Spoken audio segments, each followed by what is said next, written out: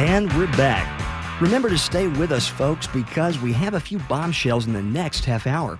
We'll tell you about Trump's breathtaking 30,000 sealed VIP indictments. Who could they be?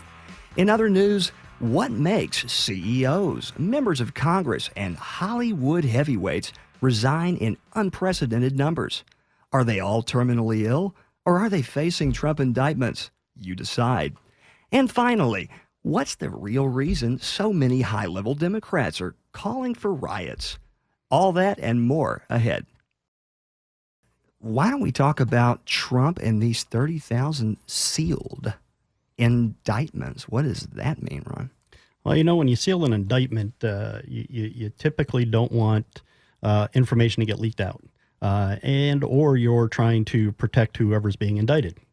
Which would have been my conclusion. And if you look at the number there, it's the highest, I believe, number of sealed indictments for a president his first year. It's weird. And they're targeting big people. They're targeting government officials. They're targeting, CEOs, most of which are jumping ship. I mean, it's everyone. There's corruption everywhere this guy's going after. Has your research revealed what they're being indicted for, or any topics in particular? Well, that's the thing about them being sealed is we don't really know. And I think if we did, you'd probably be looking at sympathy riots. Let's look at this.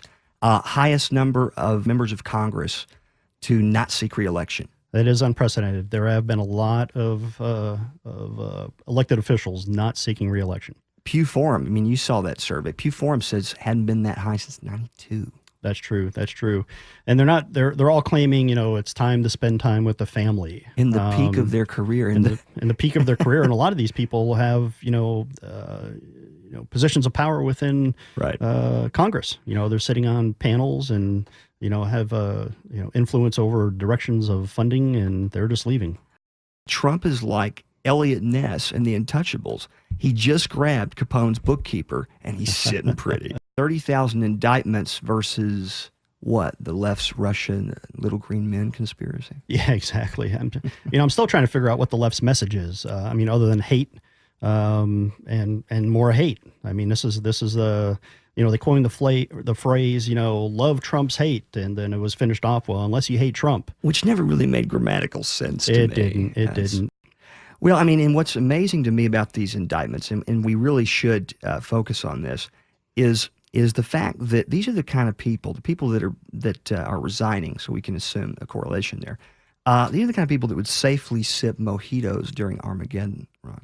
Oh, they could, and with good conscience. And yet they're running out the door like they had seconds to live. Isn't that strange? They are. And, you got to wonder, again, what is their true rationale for, leaving? And like you said, the highlight of the career when they're in positions of, power and authority and influence. I would like to point out is one of the only figures that's public that we do know from Trump's Justice Department is that since he was elected, he has arrested over 3,000 pedophiles who are now facing charges. It makes perfect sense then when you see actor Peter Fonda, who has disgraced his last name, saying that we should kidnap Barron Trump, an 11-year-old, and throw him in a cage with pedophiles. And that's the left for you. That's the left for you.